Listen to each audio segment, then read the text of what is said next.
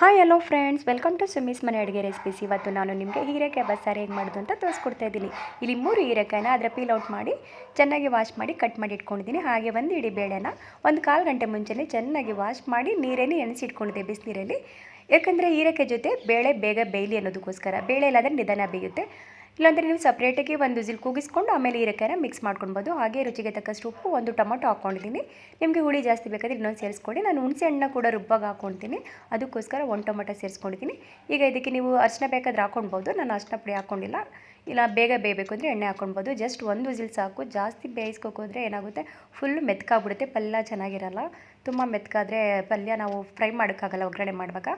So ಈಗ ಏನು ಬೆಂದಿದೆ ಅದನ್ನು ಬಸ್ತಿಟ್ಕೊಳ್ತಾ ಇದ್ದೀನಿ. ಈಗ ಟೊಮೊಟೊನ ಸಪ್ರೇಟಾಗಿ ಎತ್ತಿಟ್ಕೊಂಡು ಮಿಕ್ಸರ್ ಜಾರ್ನಲ್ಲಿ ಸ್ವಲ್ಪ ಕೊತ್ತಂಬರಿ ಸೊಪ್ಪು, ಒಂದು ಈರುಳ್ಳಿ, ಸ್ವಲ್ಪ ಬೆಳ್ಳುಳ್ಳಿ, ಒಂದು ಸ್ವಲ್ಪ ಹುಣಸೆ ಹಣ್ಣು, ಹಾಗೆ ಒಂದು ಸ್ವಲ್ಪ ಕಾಯಿ ತುರಿ, ಅರ್ಧ ಸ್ಪೂನ್ ಜೀರಿಗೆ, ಅರ್ಧ ಸ್ಪೂನು ಮೆಣಸು, ಹಾಗೆ ನಾವು ಬೇಯಿಸಿ ಇಟ್ಕೊಂಡಿದ್ದಂಥ ಟೊಮೊಟೊ. ನಾನು ಆಗಲೇ ಹೇಳಿದಾಗೆ ನಿಮಗೆ ಹುಳಿ ಜಾಸ್ತಿ ಬೇಕಂದರೆ ಇನ್ನೊಂದು ಟೊಮೊಟೊ ಎಕ್ಸ್ಟ್ರಾ ಹಾಕ್ಕೊಳ್ಳಿ. ನಾನು ಇಲ್ಲಿ ಒಂದು ಟೊಮೊಟೊ ಹಾಕ್ಕೊಂಡಿದ್ದೀನಿ. ಮತ್ತು ಬೇಯಿಸಿ ಇಟ್ಕೊಂಡಿದ್ದಂಥ ಬೇಳೆ ಮತ್ತು ಹೀರೆಕಾಯಿ ಇದನ್ನು ಹಾಕ್ಕೊಂಡ್ರೆ ಟೇಸ್ಟ್ ಚೆನ್ನಾಗಿರುತ್ತೆ.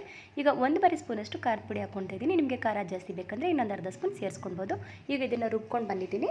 ಈಗ ಇದು ರುಬ್ಬಾದ್ಮೇಲೆ ನಾವು ಏನು ಸೋಸ್ ಇಟ್ಕೊಂಡಿದ್ವಿ, ಹೀರೆಕಾಯಿ ನೀರು ಇತ್ತಲ್ವ, ಆ ನೀರಿಗೆ ಇದನ್ನು ಮಿಕ್ಸ್ ಮಾಡ್ಕೊಳ್ಬೇಕು.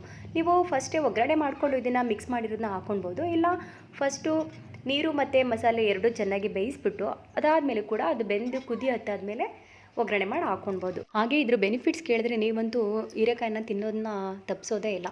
ಇದು ಹೃದಯ ಸಂಬಂಧ ಕಾಯಿಲೆಗಳನ್ನ ಕಡಿಮೆ ಮಾಡುತ್ತೆ, ಕೊಲೆಸ್ಟ್ರಾಲ್ ಲೆವೆಲ್ನ ಕಡಿಮೆ ಮಾಡುತ್ತೆ, ಕ್ಯಾನ್ಸರ್ನು ಕೂಡ ಒಂದು ಕಡಿಮೆ ಮಾಡೋ ಅಂಥ ಕೆಪಾಸಿಟಿ ಇದೆ. ಜೊತೆಗೆ ಜಾಂಟೀಸ್ ಇರೋರು ಕೂಡ ಇದನ್ನು ಯೂಸ್ ಮಾಡ್ಬೋದು.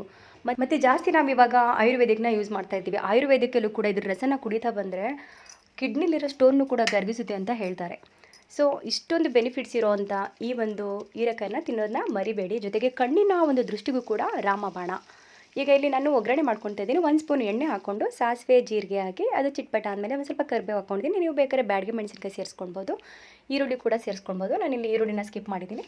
ಇಷ್ಟು ಒಗ್ಗರಣೆ ಹಾಕ್ಕೊಂಡು ನಾವು ಏನು ಕುದೀತಾ ಇತ್ತು ಸಾಂಬಾರು ಅದನ್ನು ಒಂದು ಸೌಟ್ ಹಾಕ್ಕೊಂಡು ಮಿಕ್ಸ್ ಮಾಡ್ಕೊಳ್ತಾ ಇದ್ದೀನಿ. ಈಗ ಬಸ್ ಸಾಂಬಾರು ರೆಡಿಯಾಗಿದೆ. ಈಗ ನಾವು ಪಲ್ಯ ನೋಡ್ಕೊಂಡು ಬರೋಣ.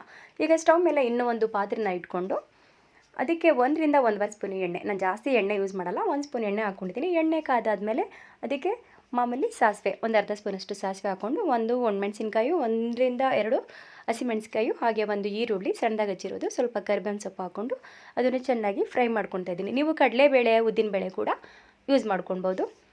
ಈಗ ಇದು ಫ್ರೈ ಆದಮೇಲೆ ಇದಕ್ಕೊಂದು ಸ್ವಲ್ಪ ಸಾಲ್ಟ್ ಸೇರಿಸ್ಕೊಳ್ಳಿ. ಆಲ್ರೆಡಿ ನಾವು ತರಕಾರಿ ಬೇಯುವಾಗ ಸಾಲ್ಟ್ ಹಾಕ್ಕೊಂಡಿದ್ವಿ, ಆದರೆ ಈರುಳ್ಳಿಗೂ ಬೇಕಲ್ವಾ, ಅದಕ್ಕೋಸ್ಕರ ಸಾಲ್ಟ್ ನೋಡಿಕೊಂಡು ಒಂದು ಸ್ವಲ್ಪ ಲೈಟಾಗಿ ಹಾಕ್ಕೊಳ್ಳಿ. ಅದನ್ನು ಹಾಕ್ಕೊಂಡು ಚೆನ್ನಾಗಿ ಫ್ರೈ ಮಾಡ್ಕೊಳ್ಳೋದು. ನಿಮಗೆ ಅರಿಶಿನ ಪುಡಿ ಬೇಕಂದರೆ ಅದನ್ನು ಕೂಡ ಸೇರಿಸ್ಕೊಳ್ಬೋದು. ನಾನು ಅದನ್ನು ಯೂಸ್ ಮಾಡಿಲ್ಲ. ಮತ್ತು ಈಗ ನಾವೇನು ಬೇಯಿಸಿ ಸೋಸ್ ಇಟ್ಕೊಂಡಿದ್ದೋ ಆ ಹೀರೆಕಾಯಿ ಮತ್ತು ಬೇಳೆನ ಹಾಕ್ಕೊಳ್ತಾ ಇದ್ದೀನಿ. ನಾನು ಲಾಸ್ಟಲ್ಲಿ ಒಂದು ಸ್ವಲ್ಪ ಕಾಯಿ ತುರಿನ ಉದುರಿಸ್ಕೊಂಡು ಅದನ್ನು ಫ್ರೈ ಮಾಡ್ಕೊಳ್ಳಿ. ನಿಮಗೆ ಬೇಕಂದರೆ ಕೊತ್ತಂಬರಿ ಸೊಪ್ಪನ್ನು ಕೂಡ ಹಾಕ್ಕೊಂಡು ಗಾರ್ನಿಷ್ ಮಾಡ್ಕೊಂಡು ಬಂದು ಇಷ್ಟೇ ಹೀರೆಕಾಯಿ ಪಲ್ಯ ರೆಡಿಯಾಗಿದೆ. ಹಾಗೆ ಬಸ್ಸಾರು ಕೂಡ ರೆಡಿಯಾಗಿದೆ. ಇದನ್ನು ಬಿಸಿ ಬಿಸಿ ಮುದ್ದೆ ಮತ್ತು ಅನ್ನಕ್ಕೆ ಹಾಕ್ಕೊಂಡು ತಿಂದಿದ್ರೆ ತುಂಬಾ ಚೆನ್ನಾಗಿರುತ್ತೆ. ನೀವು ಟ್ರೈ ಮಾಡಿ. ಇಷ್ಟ ಆದರೆ ಲೈಕ್ ಮಾಡಿ, ಶೇರ್ ಮಾಡಿ, ಕಮೆಂಟ್ ಮಾಡಿ. ತಪ್ಪದೆ ಬೆಲ್ ಐಕನ್ ಪ್ರೆಸ್ ಮಾಡೋದನ್ನ ಮರಿಬೇಡಿ. Thanks for watching my channel. Keep supporting me. Thank you.